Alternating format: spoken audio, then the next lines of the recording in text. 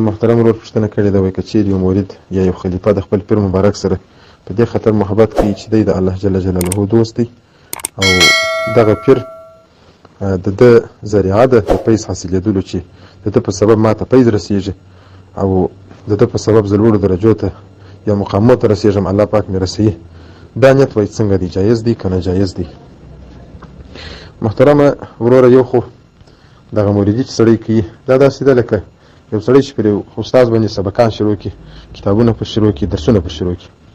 نو دغه کوم څوک چې درسونه پر یو چا شروع کړي، هغه شاګرد که چیرې دا نیت وکړي چې د ده په سبب ما الله پاک لوړو مقامو ته رسوي او زما دا درسونه زده کېږي، زما په د کتابو کې سفر خلاصېږي، زه په دې علم کې مخ ته ځم، که دغه نیت دی وکړي او که دا نیت دی نه وکړي، په دواړو وختو کې که دی کوشش وکړي الله پاک یې رسوي. ولې دا یو عمل دی، دا یو کار دی، دا یو کوشش خواري ده او الله پاک د هېچا خواري نه ضایع کوي، حتی د کافرانو خواري لا نه ضایع کوي. نو دا چې دی خواري کاږي په ذکر کې د چا مرید کېږي، نو دغه فکر او نیت که دی ولري که نه ولري، الله پاک دی ته مقامونه ورکوي، رسوي. دا یوه خبره. او دویمه خبره دا ده چې یو څوک بیا دا علیده وایي چې دغه پیر په واسطه دې الله پاک ما ورسوي یا د ده په ذریعه زه رسېږم، نو په دې خبره کې هېڅ خبره نشته، ځکه دا توسل بلل کېږي.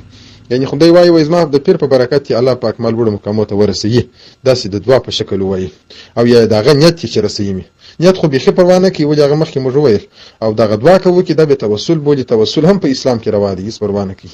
نو په دواړو وختو کې دغه خبره جایز ده، دا خبره روا ده او هېڅ پروا نه کوي.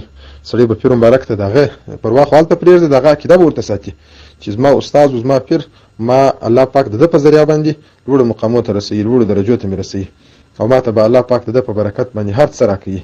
او الله تعالی دې موږ او تاسې ته د خپلو پیرانو او د خپلو مشایخو فیض نصیب کړي، او الله پاک دې مو د دوی په برکت باندې لوړو مقامو ته ورسوي. الله تعالی دې مو رزیله اخلاق په ښو اخلاقو را بدل کړي.